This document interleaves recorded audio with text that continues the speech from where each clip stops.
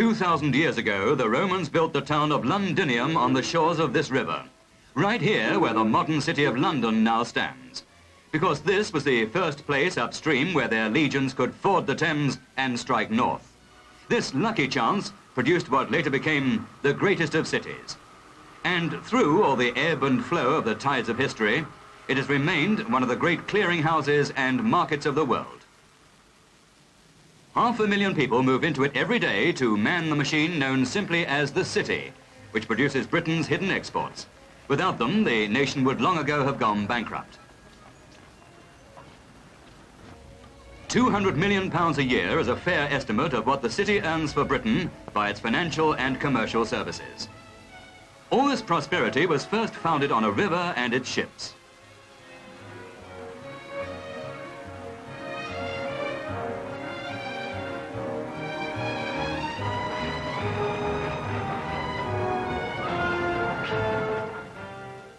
In London, nearly 300 years ago, as the ships took the cargoes round the world, a new form of finance grew up, insurance. It started at Lloyd's, which is still the centre of a vast international insurance network. But Lloyd's is only part of the British insurance industry, which altogether brings in about 65 million of overseas money a year. The City of London is accepted as the insurance centre of the world, so important that more than 200 foreign insurance companies are represented in its square mile. The nation's money is put to work through institutions like the Stock Exchange, and Britain's income from overseas investments in 1965 exceeded £400 million. But more than anything else perhaps, the city remains one of the great international markets into which pours produce from all over the world.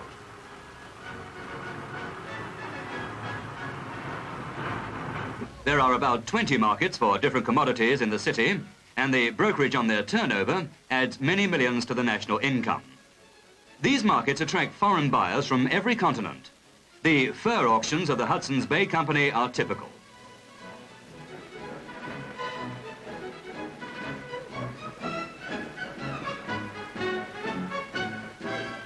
The pelts are sent in from Canada, from Russia, and all the main fur-producing countries. After the auction, they go up again to buyers from all the key capitals. On the land.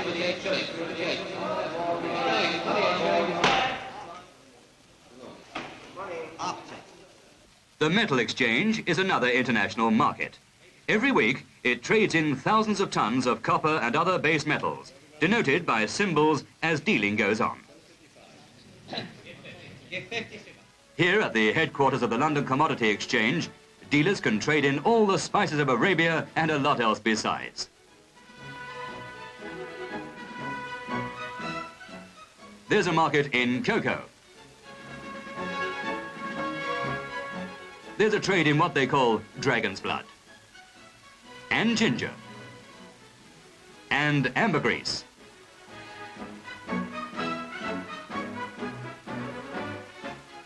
Mother of pearl is there for the buying. And ivory. And cloves to remind us that the spice market goes back for centuries.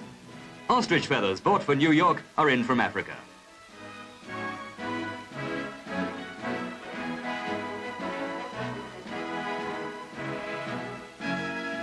The same building holds London's Rubber Exchange. Here, dealers will often make prices for rubber in distant Singapore and Malaysia.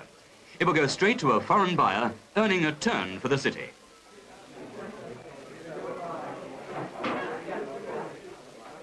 There's a sugar exchange, often trading in 50,000 tons or more a day.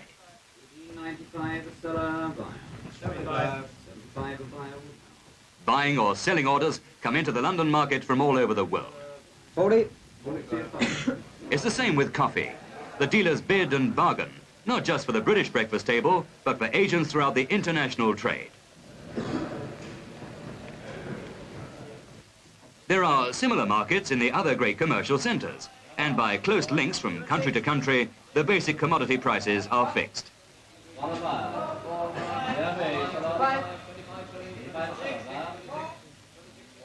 All these city activities depend on one key service, banking. The city banks, serving the international trading community, earn Britain 50 to 75 million pounds a year in foreign exchange.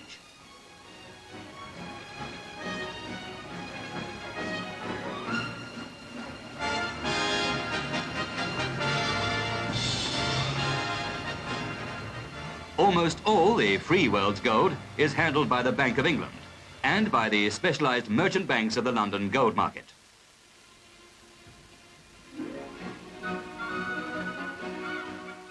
So important to the banker is the City of London that more than 100 overseas banks have offices here.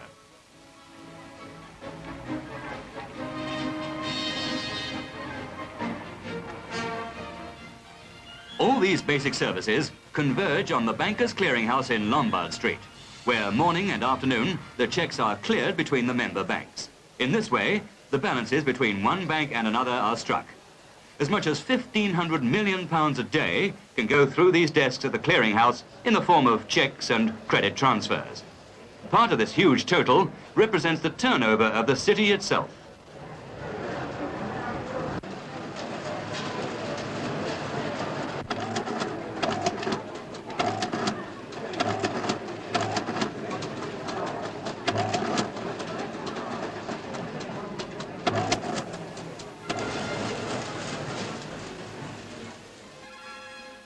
In 2 hours or less, the trading position between the big banks is ironed out and the master totals are exchanged. The girls who've done the main job in the daily clearance work in the clearing departments of the big banks. They handle millions on paper. They take it all for granted. In between, there's a coffee and a sandwich before it's time to get back to head office to start the process all over again.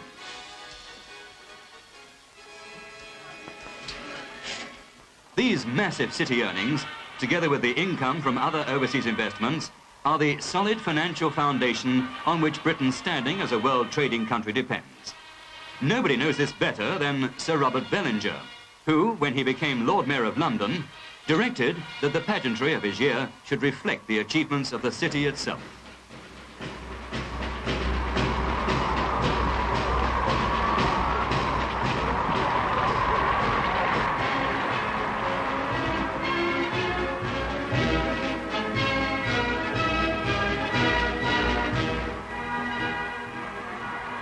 So it was that his Lord Mayor's show, designed by Ronald Dickens, hammered home the point that the city's foreign exchange earnings and the country's income from overseas investments together amount to no less than £600 million a year.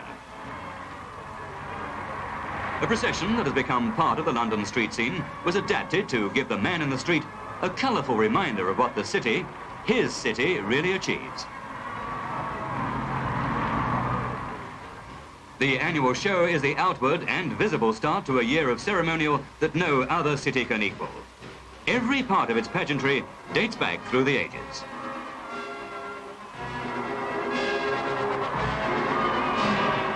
The first Lord Mayor of London was created in 1191, getting on for 800 years ago.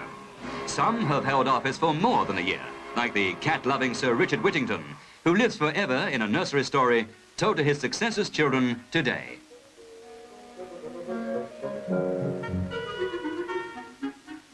Sir Robert Bellinger is thus the 639th man to assume the highest office of the City of London.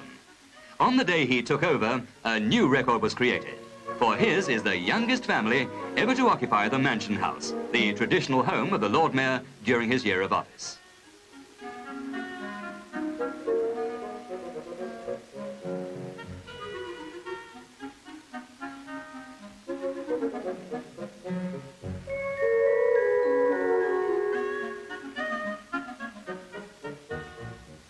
Within a day or two, the inaugural pomp and ceremony are over. The Lord Mayor starts his duties as leader of the city. First, amid the golden splendours of Guildhall, he and his Lady Mayoress walk in procession to welcome the leaders of the nation who come as the city's guests to the annual Lord Mayor's banquet.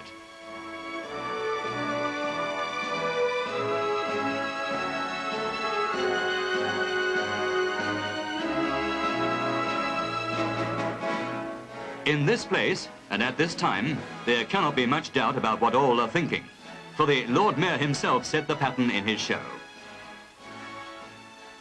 Usually, the city keeps quiet and does a silent job. But this time, it reminds the world that without its hidden strength, none of the people of Britain will be able to maintain their present living standards. On that strength, Britain depends for her position in the world today.